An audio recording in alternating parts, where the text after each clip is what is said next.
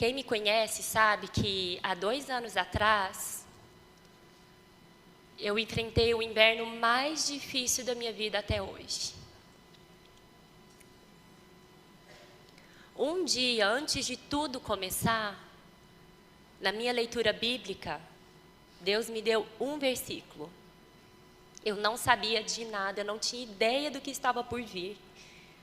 E na minha leitura bíblica tinha Deuteronômio 16:1, que diz: guarda o mês de Abibe, para quem não sabe, é como se fosse o nosso janeiro, é o primeiro mês do ano. Guarda o mês de Abibe e celebra a Páscoa do Senhor, teu Deus. Porque no mês de Abibe, o Senhor teu Deus te tirou do Egito de noite. E essa palavra, de noite, ficou incrustada no meu coração. Eu fiquei pensando, o que seria naquela época, que não tinha eletricidade, que não tinha... O que é Deus tirou o povo de Israel do Egito de noite? Não foi de dia. Não foi quando tudo estava bem. Foi depois, inclusive foi depois da Páscoa, que teve toda a questão dos primogênitos, a separação entre o povo de Israel e os egípcios. Foi tenebrosa aquela noite, assustadora. E Deus diz, né? Sai. E foi durante a noite. E aquilo me guardou, e aquilo me impactou. E pensei, não importa quão escuro esteja o meu dia, Deus me tirou do Egito, do meu Egito. E aquilo ficou no meu coração. No dia seguinte, de manhã eu levei meu filho na escola e eu percebi que já há alguns dias a minha filha Esther não estava bem, muito animadinha. E eu liguei para a pediatra. E ela pediu para eu ir no consultório. E ela fez um encaixe. Quando ela escutou o pulmãozinho da Esther, ela falou assim, eu não estou escutando nada. Na minha santa ignorância, eu achei que o nada era que ela não tinha nada. Eu jamais imaginei o que estava por vir.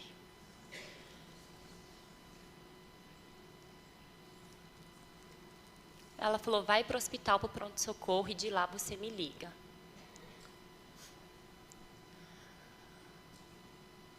Deixei as coisas organizadas em casa rapidamente. Fui para o hospital. Ela fez o exame, o raio-x. E aí a médica disse assim para mim, internação imediatamente. E ela foi para a sala de emergência da UTI. Naquele momento, eu lembro de ter perdido as forças dos meus joelhos. Já colocaram ela na maca, já colocaram oxigenação, já colocaram um monte de coisa nela. Eu tenho muito a agradecer a todas as pessoas que o Senhor colocou no processo. A doutora Ana, que é a médica da Esther, apareceu no hospital logo em seguida, já foi me ajudar. Nós esperamos, não tinha vagas, nós esperamos, isso era perto do meio-dia, eu sei que nós fomos entrar realmente no quarto, era meia-noite. E eu não posso reclamar, irmãs, só tinha vaga para minha filha naquele dia, porque era inauguração da ala pediátrica nova do hospital. Minha filha foi a primeira paciente daquele quarto. Tem carinho maior de Deus, mesmo no inverno?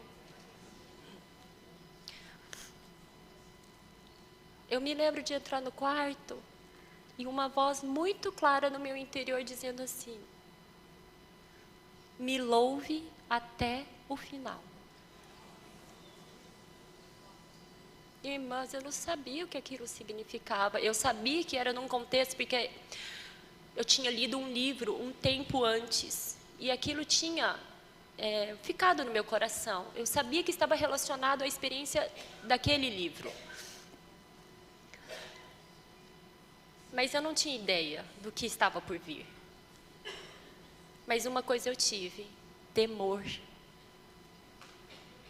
Então eu ajoelhei e falei: Senhor, eu não sei o que está por vir, mas eu não quero murmurar. Me ajude a louvar até o final. Eu lembro que naqueles 3 primeiros dias, eu fui assim atropelada por informações e por procedimentos. Nós entramos meia-noite, quando for 4:30 da manhã, a enfermeira entrou no quarto e falou: por favor, quero que você preencha todos estes papéis, sua filha vai para o centro cirúrgico. Minha filha tinha 1 ano e 4 meses. Eu falei: sozinha? Porque aquela falsa sensação de que se ela está comigo, então está tudo sob controle. Ela falou assim: sozinha, ela precisa entrar sozinha com os médicos, você não pode entrar.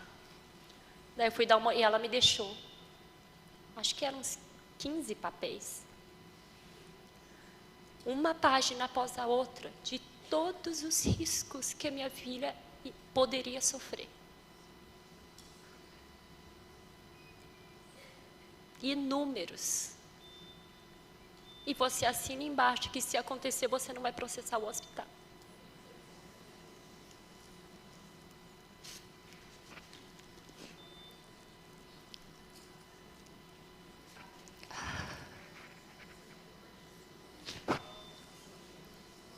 A sensação de impotência era tão grande.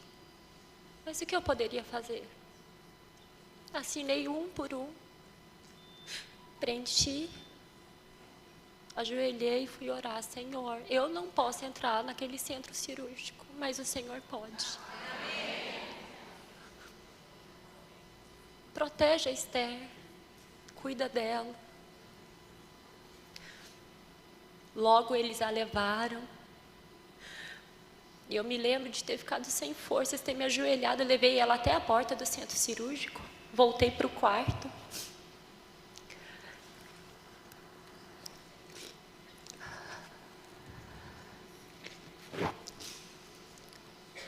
E me lembro de ter me ajoelhado numa poltrona que tinha lá no quarto.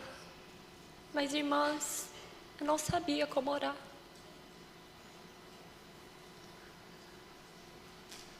Às vezes, a situação é tão assim, que a gente não tem palavras. A gente quer entregar para Deus, mas a gente não sabe nem como começar a orar. A dor é tão grande. Daí eu me lembrei de uma história que eu li muitos e muitos anos atrás. Eu ainda provavelmente estava na universidade. E essa história dizia assim. Vou tentar falar.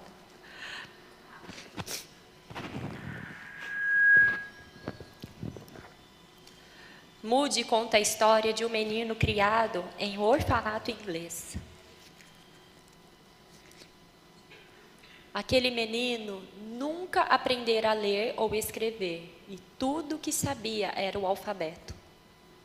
Um dia, o pregador itinerante visitou as crianças e disse que se estivessem com problemas, deveriam orar a Deus e Deus as atenderia.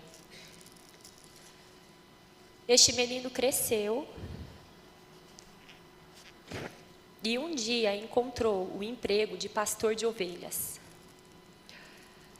Mas, por mais que tentasse, ele não conseguia mantê-las juntas. Lembrando-se das palavras do pregador, ele decidiu orar e pedir a Deus para ajudá-lo a controlar as ovelhas. Um homem passando pelo campo ouviu e, quando olhou para ver quem era, viu o menino de joelhos recitando o alfabeto: A, B, C, D. Perguntou-lhe o que estava fazendo, e o menino disse que estava orando. E o homem logo reagiu: isto não é orar. Isso que você está fazendo é recitar o alfabeto.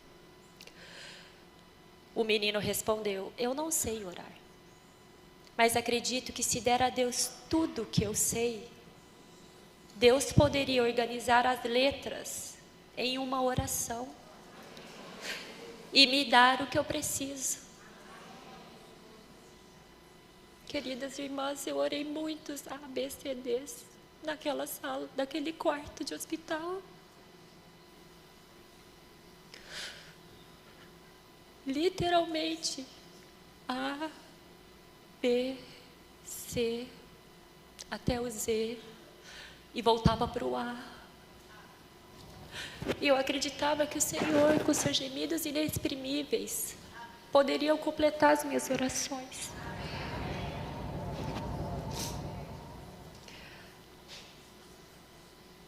Logo que ela voltou do centro cirúrgico, aqui do lado direito do pulmão dela, tinha um cano saindo dela, que era o dreno. E a cor da pus que saía era marrom, quase preto. E era tão denso que entupia esse caninho, esse dreno. Depois de 3 dias, nem 3 dias, talvez 2 dias, no segundo dia ela teve que entrar no centro cirúrgico de novo, porque viram que o dreno não estava fazendo efeito. E teve que colocar de novo. E o cano que colocaram era um cano cerca de 1 centímetro de diâmetro, no pulmãozinho dela, para que pudesse sair tudo que estava fazendo mal. O inverno é assim, sabe, gente? Dói, tem que ter cirurgia às vezes, mas Deus tem que tirar tudo que está nos matando.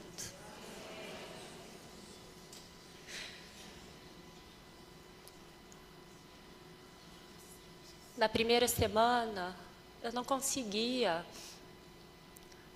sentar e orar direito. Mas os hinos me acalmaram muito. E eu cantava muitos e muitos e muitos hinos no quarto. Alguns muito conhecidos, como Não é minha graça que basta. Ou alguns cânticos de criança, como Meu barco é pequeno, grande é o mar, Jesus segura a minha mão. Ele é meu piloto. E tudo vai bem, até a chegada. Cantei muitas e muitas vezes. Mas uma coisa era certa naquela primeira semana. Apesar de eu não ter murmurado que isso foi a graça de Deus que me conduziu, eu fiz muitas perguntas para Deus. Eu questionei como é que ele podia ter pedido para Abraão, o filho dele. Eu falei, Deus, você não tem ideia do que você pediu para Abraão. Audaciosa, né? Eu falei, Deus, você não está entendendo o que é ser homem.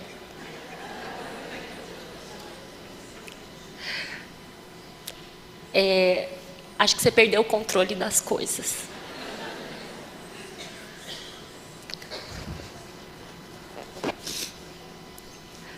E naquela primeira semana, eu também fugi das minhas orações, aquelas verdadeiras orações.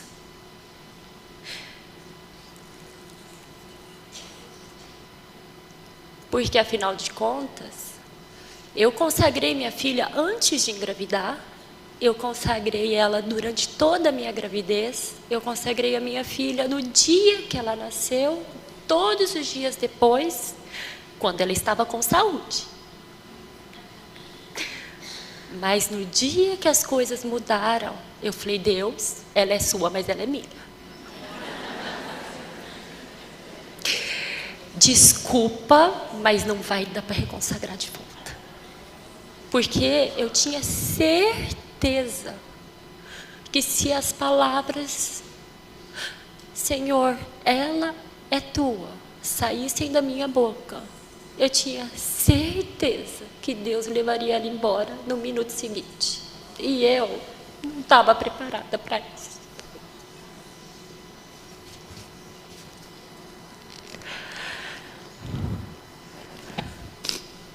O medo, o pânico, o pavor, e aquilo foi crescendo dentro de mim de tal maneira que eu comecei a estender isso. Então eu começava a pensar, meu filho está na escola, meu Deus, ele vai cair lá do parquinho, vai bater cabeça.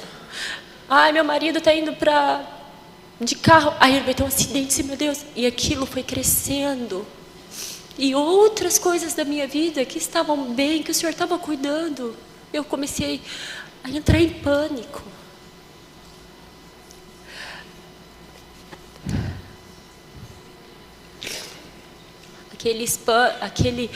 Esses pensamentos vinham principalmente nas horas em que as coisas acalmavam no quarto, normalmente de madrugada, que eram as poucas horas de calmaria do quarto.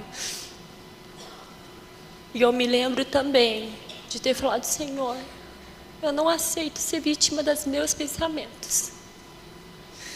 Então eu orava e lia aquele Salmo de 121 que diz assim: eleva os olhos para os montes, de onde virá o meu socorro?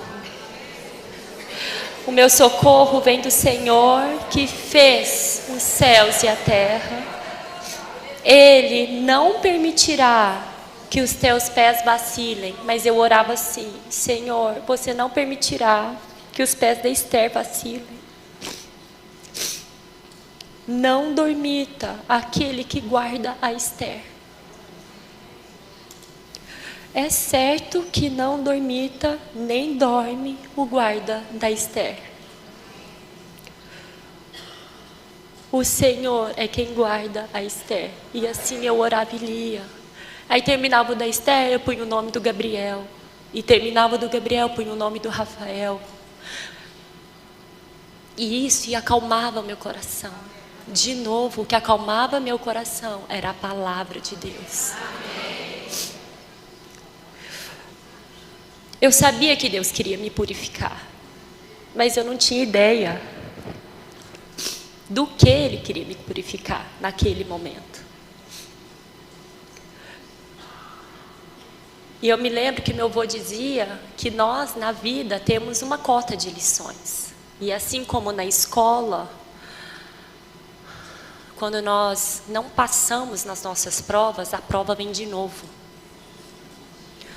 Porque Deus quer alcançar algo em nós.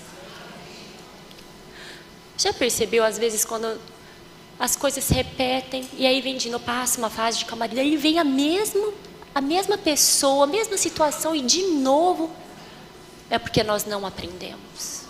E Deus, infelizmente, precisa dar aquela prova de novo. E aí eu ajoelhei e falei, Senhor, eu aceito, se for disciplina, se for para crescimento, não sei para o que é, para me purificar, eu aceito. Mas é o seguinte, eu vou ficar nesse quarto de hospital, ou nesse tempo aqui, quantos dias o Senhor quiser, mas eu não aceito ficar aqui mais nenhum minuto, porque eu não me dobrei a você. Eu não aceito ficar nesse quarto nem mais um minuto, porque eu não me dispus a me dobrar ao Senhor. Mas me ajuda, porque eu não sei do que realmente o Senhor quer me purificar. Me ilumina. Avance em mim. E foram muitos dias fugindo de Deus. Muitos dias. Mais ou menos lá no 10º dia de internação, eu recebi o mesmo hino de 4 irmãos diferentes. E eu só tinha tempo para ler mesmo as mensagens mais à noite. Daí o primeiro que tinha mandado o hino, depois eu escuto, vou ler todas as minhas mensagens. Daí mais um pouquinho, nossa, o mesmo hino, tá bom, daqui a pouco eu escuto, vou ler todas as mensagens. Bom, no quarto eu falei, não, tá bom Deus, eu vou escutar agora, vou ler as mensagens depois. Mas esse hino mudou muita coisa na minha vida e trouxe muita luz. Esse hino dizia que Deus é Deus. Se Ele faz, Ele é Deus. Se Ele não faz, Ele também é Deus. Se Ele cura, Ele é Deus. Mas se Ele não curar, Ele também é Deus. Ele é Deus em qualquer circunstância. Irmãs, eu me lembro de ter ajoelhado no cantinho que tinha no quarto, ter pedido perdão para o Senhor, e fiz uma oração diferente. Eu confessei os meus medos. Falei: Deus, perdoa-me. Não é pelo que o Senhor faz, é pelo que o Senhor é. Eu quero experimentar quem você é. Senhor, eu tenho medo de te reconsagrar minha filha, porque eu tenho medo que você a leve embora. Eu tenho medo de como eu vou viver depois. E fui contando os meus medos para Deus, um após um. E o interessante de confessar, irmãs, é que Deus também foi me libertando de um a um dos meus medos. Não é só chegar para Deus e falar: Deus, cuida dos meus medos. Dê nome aos seus medos. Dê nome ao medo que você tem e por que você tem medo. Tenha uma conversa sincera com Deus. Mudou tudo para mim naquela noite. Não sei quanto tempo eu fiquei.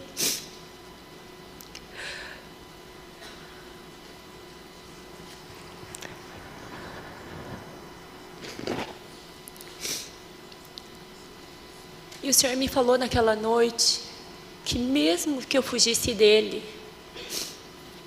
Ele é Deus e Ele faria o que Ele quisesse. Mas que eu tinha uma decisão nas minhas mãos. Se eu queria ou não ser transformada através do que Ele iria fazer. Porque eu não poderia mudar o que Ele queria. Mas eu podia mudar como eu sairia da situação. A nossa decisão não libera poder nenhum, mas a nossa decisão dá permissão para quem tem o poder fazer todas as coisas.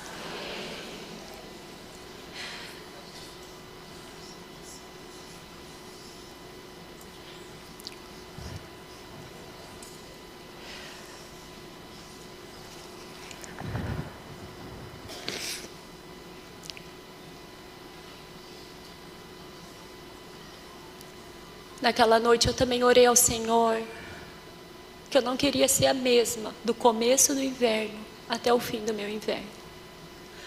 E o que o Deus que eu conhecia no começo do meu inverno não poderia ser o mesmo do fim do meu inverno. Irmãs, eu escolhi ter uma tenda de encontro com Deus. E Deus nos encoraja que cada uma de nós tenha essa tenda do encontro.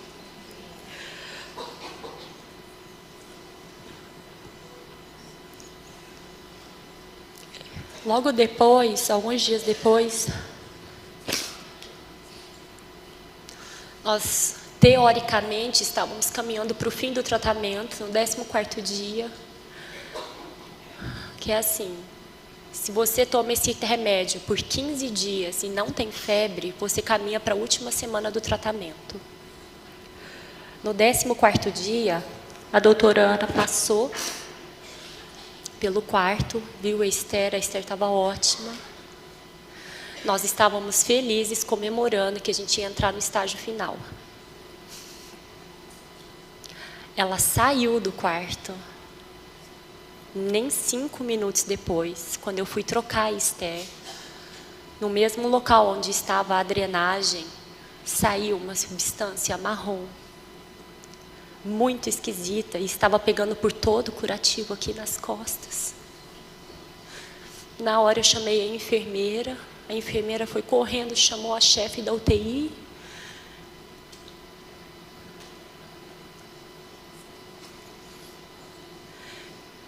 E naquela mesma noite a Esther teve que voltar para o centro cirúrgico.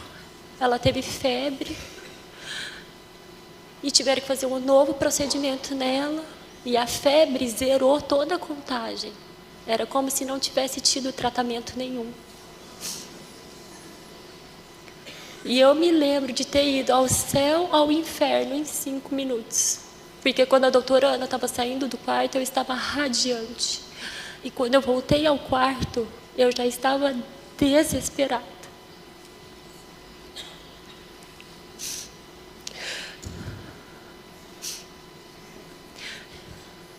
Eu me lembro também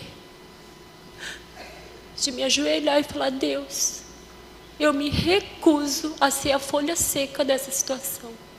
Eu não sou a folha que caiu da árvore. Eu sou a árvore com raiz.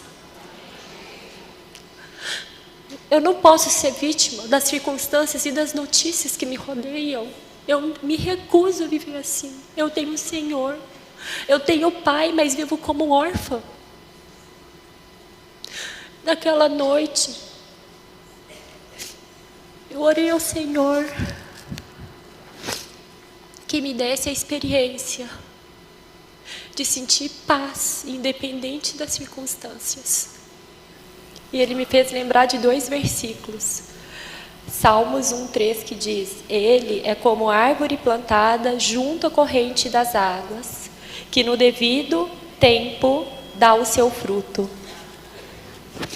e cuja folhagem não murcha, e tudo quanto ele faz será bem sucedido. É como árvore plantada. Essa palavra murchar, ela não murcha. Essa palavra murchar quer dizer que ela não afunda, ela não cai, ela não esmorece, ela não desfalece. E Salmos 1:3 diz: Ele é como árvore plantada junto à corrente de águas que no devido tempo... Não, é outro, desculpa, irmãs. Jeremias 17:8. Porque ele é como árvore plantada junto às águas, que estende as suas raízes para o ribeiro e não receia quando vem o calor. Mas a sua folha fica verde, e no ano de sequidão não se perturba, nem deixa de dar fruto. Essa palavra estender, no original, quer dizer direcionar. As nossas raízes, quem comandamos somos nós. Para onde eu e você temos direcionado as nossas raízes? Diz que a palavra receia é que nem percebe. Imagina vir uma situação e você nem perceber, porque você está plantada. E diz que não se perturba, quer dizer, não teme, não fica ansioso, não se preocupa, não fica com medo. E aquela noite eu orei e li esse versículo: Senhor, eu quero ser como essa árvore plantada junto às águas, que direciona as minhas raízes para o ribeiro, que não percebe, que não considera quando vem o calor, mas a sua folha fica verde, no ano de sequidão não teme, não fica ansiosa, não fica preocupada, não está com medo, nem tem pavor, nem deixa de dar fruto. O poder do inverno é também reconhecer que o verdadeiro e a única fonte é estar junto às águas.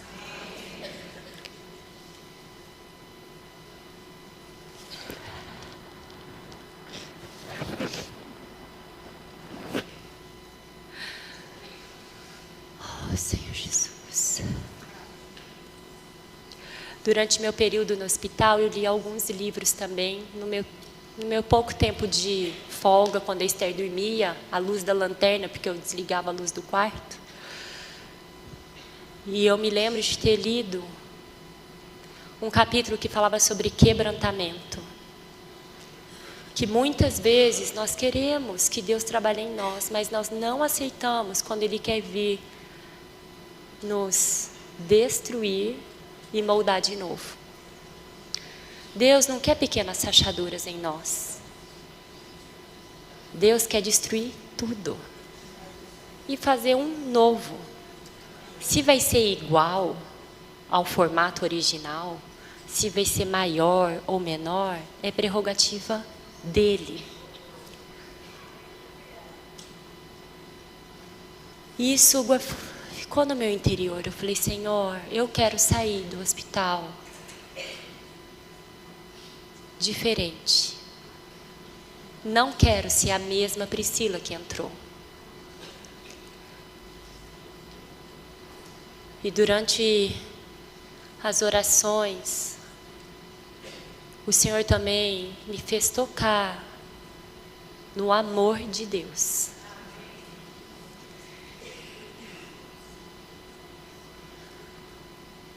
Deus sabia muito bem o que Ele estava pedindo para Abraão, não é verdade? E o pior, Ele deu seu único filho por mim e por você. E eu toquei no amor de Deus de um modo como eu nunca tinha tocado antes. Uma coisa é a gente saber e outra coisa é a gente tocar. Eu jamais daria minha filha. Jamais. Nenhum dos meus filhos. Mas Deus deu o seu filho por mim e por você. E nós ainda éramos inimigos de Deus. Deus é Deus. Ele é o oleiro. Nós somos só o vaso. Se Ele quiser destruir e jogar os cacos no lixo, é prerrogativa dele. Se Ele quiser reconstruir, é prerrogativa dele. O inverno é para que a gente tenha esse encontro com Deus e nós saiamos mudadas.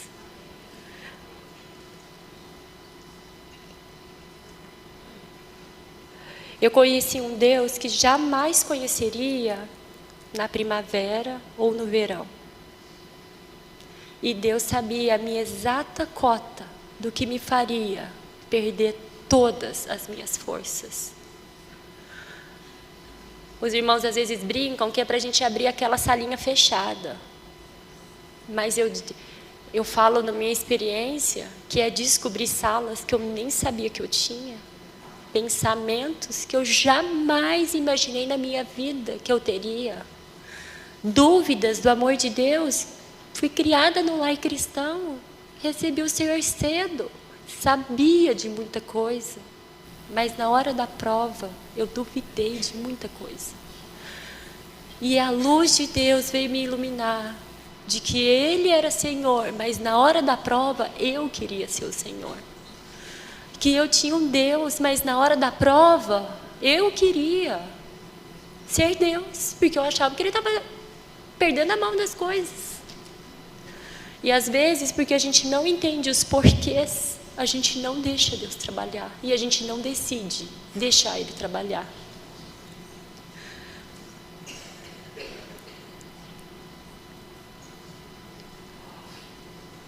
Mas sabe o que acontece nesses encontros? Deus muda você e me muda. E quando nós tocamos no amor de Deus, tudo muda de perspectiva. Mostra quanto Deus é magnânimo e quanto eu sou pequena. E Ele te marca de tal modo que muda o seu modo de fazer as coisas, o seu modo de pensar, o seu modo de ver, como está em Êxodo 18, 8 e 9, que diz: naquele mesmo dia contarás a teu filho dizendo: é isto pelo que o Senhor me fez quando saí do Egito, e será como sinal na tua mão, por memorial entre teus olhos, para que a lei do Senhor esteja na tua boca, pois com mão forte o Senhor te tirou do Egito. É a tua mão que tem que ser marcada, é a minha mão que tem que ser marcada, é entre os teus olhos e entre os meus olhos, na tua boca e na minha boca. Deus muda o nosso modo de fazer, de pensar, e de falar. Deus muda a nossa constituição. E tudo fica tão pequeno. Não é que não dói, dói muito. Não é que você não tem direito a ficar triste ou ter medo, mas você escolhe que esses sentimentos não vão dominar a tua vida e o teu inverno. Em Apocalipse 2,17 também diz, eu amo esse hino, quem tem ouvidos, ouça o que o Espírito diz às igrejas. Ao vencedor dar-lhe-ei do maná escondido, bem como lhe darei uma pedrinha branca, e sobre essa pedrinha é escrito um novo nome, o qual ninguém conhece, exceto aquele que o recebe. Essa pedrinha branca é a aprovação de Deus e um nome querido de intimidade que você aprendeu nos momentos de dificuldade. Você tem, assim como um casal ou melhores amigas, tem às vezes apelidos carinhosos. Deus vai te dar um novo nome. Só Ele sabe como Ele te consolou. Só Ele sabe como Ele te carregou no colo.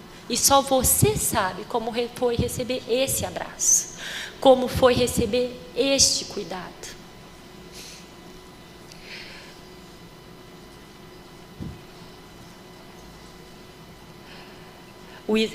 E o interessante também do inverno é que ele expõe o que realmente foi validado em nós ou não. A Esther, ela tinha tomado as vacinas, ela estava em dias com as vacinas, com a primeira dose e com os reforços, mas ela não tinha sido completamente imunizada, e foi por isso que ela pegou a doença. Eu nunca imaginei que uma pneumonia poderia ser o que foi. Para mim, pneumonia era aquele negócio, você vai, fica no hospital, faz umas inalações a mais, uma injeção, toma um remedinho. Eu nunca imaginei que iriam colocar um cano no pulmão da minha filha. Eu nunca imaginei que o catarro podia ter a cor de morte. Mas isso é porque nós não conhecemos todas as coisas, mas nós cremos e temos um Deus que conhece todas as coisas. No exame final, depois da alta, o Senhor, graças a Deus, antes até da alta, no penúltimo dia, uma nova doutora veio, ela seria a acompanhante da Esther, porque foram 9 meses do processo, mas nós tivemos alta do hospital e depois 8 meses de acompanhamento médico. Ela ficou em quarentena, tinha muitos exames que ainda precisavam fazer. No último exame dela, que seria o decisivo para saber se ela poderia ter alta médica ou não, eu levei ela para fazer um exame no laboratório e teriam que tirar dela 22 frasquinhos de sangue. Mas era para o bem. Ela já tinha feito um exame anterior que tinha dado algumas alterações logo que saiu do hospital, que também tinha sido 20 e poucos frasquinhos. Mas esse último eu lembro que me marcou profundamente. Porque apesar de serem 22 frasquinhos, se nós cooperamos, quando a gente tem uma certa maturidade e a gente fica bem quietinha, leva uns 10 minutos, mas acaba. A Esther, com todo o trauma do hospital, com todo o trauma das pessoas, ela chorava tanto e ela se esperneava tanto que a agulha entrava, mas o sangue não refluía. E furaram ela mais de 20 vezes. Quanto mais ela se agitava, mais um adulto entrava na sala, mais segurava ela, ao ponto de ter 4 adultos, mais eu, que ela estava no meu colo, segurando ela, para que a gente pudesse completar o exame. E seria o exame que daria alta para ela, se tudo desse certo. E eu lembro que eu fiquei nessa sala por quase 2 horas. E no final a gente conseguiu tirar só 6 frascos. E até as enfermeiras falaram, não, a gente vai conversar com o laboratório, a gente vai dar um jeito e ela vai fazer todos os exames que ela tinha que fazer, porque eram 22 frasquinhos, mas eram assim mais de 40 exames. E eu saí esgotada daquela sala, mas tão exposta diante de Deus, porque às vezes Deus só quer dar uma agulhadinha, porque Ele quer te dar alta, passar para uma nova fase, e você esperneia tanto, e eu esperneio tanto, e eu brigo tanto, que tem que entrar um outro adulto para segurar, e aí esperneio mais, e aí tem que entrar outro para segurar, daí você esperneia mais e grita, e outro para te segurar, e aquilo acabou fazendo várias feridas nela, que não precisavam, e nós também, muitas vezes, nós temos feridas que nós não precisamos, porque nós lutamos contra Deus, porque lutamos contra as situações que Deus nos deu. É uma agulhada? Dói, dói. Mas se a gente aceita, se a gente permite que esse exame seja feito, pode te dar alta. Eu lembro de ter saído esgotada e tão exposta daquela sala de laboratório. Falei, Senhor, quantas vezes eu sou assim, do jeitinho que a Esther foi, ou pior. Ela fez isso, porque é claro, com recém 2 anos feitos, que maturidade ela tinha, não é verdade? Mas é isso, Deus quer crescer em nós. Deus quer a nossa maturidade também, através das situações. E sabe o que acontece, irmãs?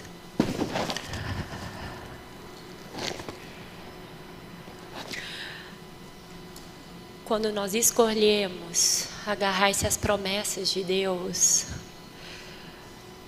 muitas coisas podem ser mais fáceis, mais leves, talvez não menos doídas, mas com certeza saímos com menos hematomas. Recentemente li uma biografia que dizia que nós às vezes nos encontramos em 3 estágios. O de afundar, e que então a gente quer agarrar qualquer coisa só para a gente conseguir respirar.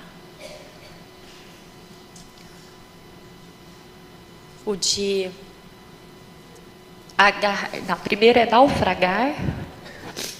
O segundo, agarrar, porque aí você agarra, opa, estou respirando, mas eu também não consigo ajudar ninguém, porque eu preciso me manter viva. E a fase do libertar, que eu não estou mais agarrada naquele pedaço de tronco, eu estou sentada em cima do tronco. Deus quer alcançar essa libertação em nós, para que também possamos estender as nossas mãos e ajudar a outras. Enquanto nós estamos agarradas, tentando sobreviver, nós ainda estamos num processo individual. Todas nós temos essas fases. Viva cada uma delas, mas não pare até que Deus liberte. Não desista, só, ufa, passou meu dia, sobrevivi a esse dia. Mude ao ponto de, poxa vida, estou liberta dessa sensação, eu estou liberta desse sentimento, eu estou liberta dessa sensação de perseguição, eu estou liberta dessa sensação de que eu sou vítima. Irmãs, vamos experimentar a libertação do Senhor. Tudo é para o nosso amor. Ele fez a maior prova de amor que esse universo poderia ter, dando o Filho dele por nós. Que tal darmos também o mesmo passo? Senhor, me liberta. No meu inverno, me liberta.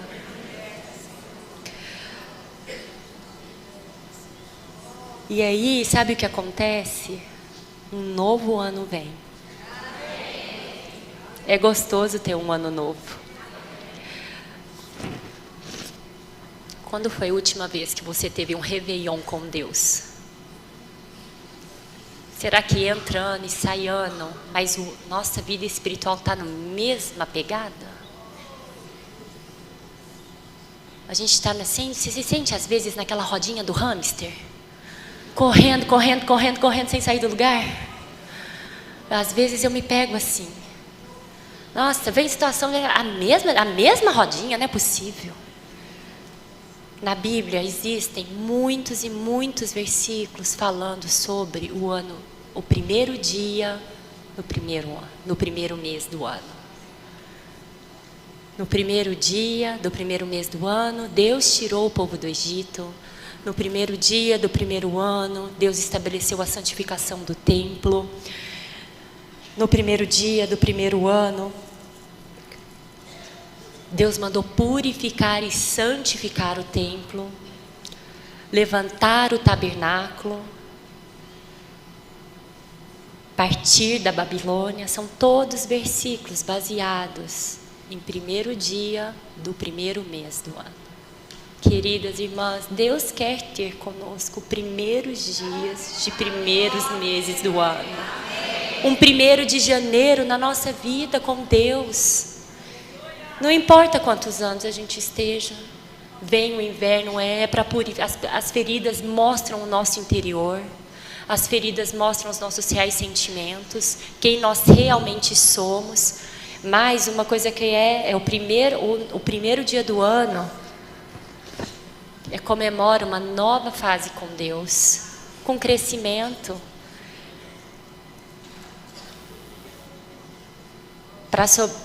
É claro que foi importante para mim todas as outras lições dos outros invernos. Nós não passamos só um inverno na vida. Claro que alguns são bem mais pesados do que outros, alguns são leves. Mas o importante é que a cada inverno a gente tenha um encontro com Deus. Há uma tenda do encontro em cada estação, inclusive no inverno. Novos ciclos virão, coisas boas, a primavera chega. E quero encerrar com 2 Coríntios 4:7, que diz: temos, porém, este tesouro em vasos de barro, para que a excelência do poder seja de Deus e não de nós. O inverno nos ensina quem é o vaso de barro e quem é Deus. E faz uma distinção muito, muito clara. E outros invernos virão para a gente nunca se esquecer de que eu sou apenas o vaso. A excelência do poder e do tesouro é dele. Assim, nunca nos orgulharemos das flores, dos frutos, do nosso verão, seja do que for, porque a gente vai sempre se lembrar quem é a nossa origem. E Deus, o amor do Pai muda tudo. Se você permitir o trabalhar do Senhor, o Deus que você conhece hoje jamais será igual para você.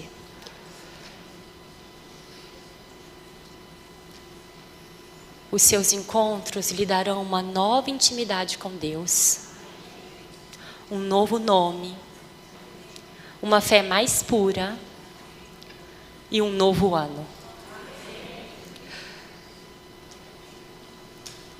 Pessoas que já passaram por muitas e muitas provações, eu tenho lido muitas biografias de grandes homens de Deus, e uma coisa é certa dentre eles: apesar de ninguém pedir as situações difíceis, os que realmente se encontraram com Deus não gostariam nunca de voltarem a ser quem eram antes.